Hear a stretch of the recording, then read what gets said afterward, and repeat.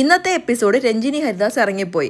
പുറകെ അഖിൽമാരും റിയാസും ഇറങ്ങിപ്പോയി. ഗെയിം കളിക്കാൻ വന്നാൽ ഗെയിം കളിക്കണം, അല്ലാണ്ട് അങ്ങോട്ടും ഇങ്ങോട്ടും സപ്പോർട്ട് ചെയ്ത് ഗുഡ് സർട്ടിഫിക്കറ്റ് വാങ്ങാനല്ല നിങ്ങൾ അവിടെ വന്നതെന്ന് ഫസ്റ്റ് മനസ്സിലാക്കണം. ഇത് ഞാൻ മുമ്പും പറഞ്ഞിട്ടുള്ള കാര്യമാണ്. ഇതുവരെ ഇവരാരും ബിഗ് ബോസിൽ എൻട്രി ചെയ്തിട്ടില്ല. ബിഗ് ബോസിൽ എൻട്രി ചെയ്യാനുള്ള പ്രീ ടെസ്റ്റിനാണ് ഇവർ വന്നിരിക്കുന്നതെന്ന് ഒരു സാമാന്യ ബോധമില്ലാതെ കുറച്ചു പേർ അവിടെ ഇരുന്ന് ഗെയിം കളിക്കുകയാണ്. ഇവരെ വെച്ച് നോക്കുമ്പം ഇതിനേക്കാളും എത്ര ബെറ്റർ ആയിട്ടുള്ളവരാണ് ഇപ്പൊ എലിമിനേറ്റ് ആയി പോയിട്ടുള്ളതെന്നാണ് ഞാൻ ആലോചിക്കുന്നത്. സംഭവം എന്താണെന്ന് അറിയാത്തവർക്ക് ഞാൻ ഷോർട്ട് ആയിട്ട് പറയാം. കണ്ടസ്റ്റൻസിന് അങ്ങോട്ടും ഇങ്ങോട്ടും ഉള്ള ട്രസ്റ്റ് അളക്കാൻ വേണ്ടി ഒരു ഗെയിം കണ്ടക്ട് ചെയ്തിരുന്നു. ഗെയിം എന്താന്ന് വെച്ചാൽ എല്ലാവരുടെയും കണ്ണ് കെട്ടിയിട്ട് അവരുടെ തലയുടെ ബാക്കിൽ ഒരു സ്റ്റിക്കർ ഒട്ടിക്കും. അതൊരു കളറുള്ള സ്റ്റിക്കർ ആവും. മറ്റുള്ളവരോട് ചോദിച്ച് മനസ്സിലാക്കണം അവരവരുടെ തലയുടെ ബാക്കിലുള്ള സ്റ്റിക്കറിന്റെ കളർ എന്താണ്. ഈ പറഞ്ഞു കൊടുക്കുന്നവർക്ക് കറക്റ്റ് കളറും പറയാം, അല്ലെങ്കിൽ തെറ്റിച്ചും പറയാം. അതൊക്കെ അവരുടെ ഇഷ്ടമാണ്. ഫ്ലോറിൽ 4 കളറിലുള്ള വട്ടങ്ങളുണ്ട്.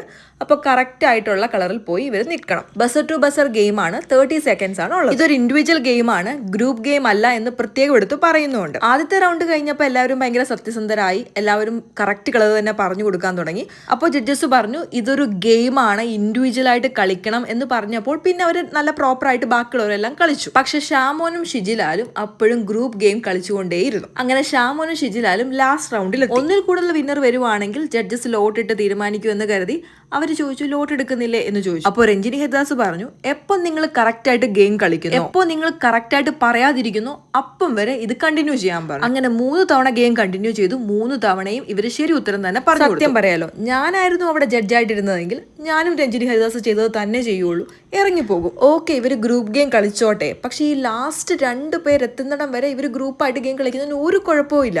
കാരണം അവരുടെ സ്ട്രാറ്റജിയാന്ന് പറയാം. ഈ ലാസ്റ്റ് 2 പേർ എത്തിക്കഴിയുമ്പോൾ ഇവർ ഗെയിം പുറത്തെടുക്കണം. അതാണ് യഥാർത്ഥ ഗെയിമർ എന്ന് പറയുന്നത്. അല്ലാതെ അവിടെ വന്നിട്ട് ഈ സത്യസന്ധത കാണിക്കുന്നതല്ല ഗെയിം. ഫസ്റ്റ് സീസണിൽ കപ്പടിച്ച സാബു ഉണ്ട്, സാബു മോൻ. പക്ഷെ ഗെയിമിന്റെ കാര്യം വരുമ്പോൾ സാബു പറയും ഞാൻ നിന്റെ കൂടെ നിൽക്കില്ല അളിയ, ഞാൻ ഇൻഡിവിജ്വൽ ആയിട്ടേ കളിക്കും.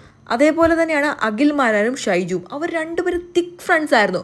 പക്ഷെ ഗെയിമിന്റെ കാര്യം വരുമ്പോൾ അഖിൽമാരാർ ഇൻഡിവിജ്വൽ ആയിട്ടേ കളിച്ചിട്ടുള്ളൂ. അതാണ് യഥാർത്ഥ ഗെയിമർ. ഇവിടെ വന്നിരിക്കുന്നത് ഫ്രണ്ട്ഷിപ്പായിട്ട് ഫ്രണ്ട്സ് ആയിട്ട് വീട്ടിൽ പോകാനല്ല, ഗെയിം കളിച്ച് ഗെയിമിന്റെ വിന്നറായിട്ട് പോകാനാണ്. ബിഗ് ബോസ് ഹൗസിന് ഒരൊറ്റ വിന്നറേ ഉള്ളൂ, ഒരൊറ്റ ബിഗ് ബോസേ ഉള്ളൂ. അത് നിങ്ങൾ എത്രയൊക്കെ ഗ്രൂപ്പ് കളിച്ചാലും എത്രയൊക്കെ ഫ്രണ്ട്ഷിപ്പ് വെച്ച് കളിച്ചാലും സത്യസന്ധത കാണിച്ചാലും ഒരു ദിവസം നിങ്ങൾ ഒറ്റയ്ക്ക് തന്നെ അവിടെ നിൽക്കണം. അത് മനസ്സിലാക്കാത്തവരെയാണല്ലോ ബിഗ് ബോസിന്റെ അഗ്നി പരീക്ഷയിൽ ഓഡിഷൻ എടുത്ത് അഗ്നി പരീക്ഷ ടാസ്കിൽ കൊണ്ടുവന്ന് മത്സരിപ്പിക്കുന്നതല്ലോ എന്ന് ഓർക്കുമ്പോൾ ബിഗ് ബോസിന്റെ അണിയറ പ്രവർത്തകരോട് തന്നെ ഒരു സഹതാപം തോന്നുന്നു.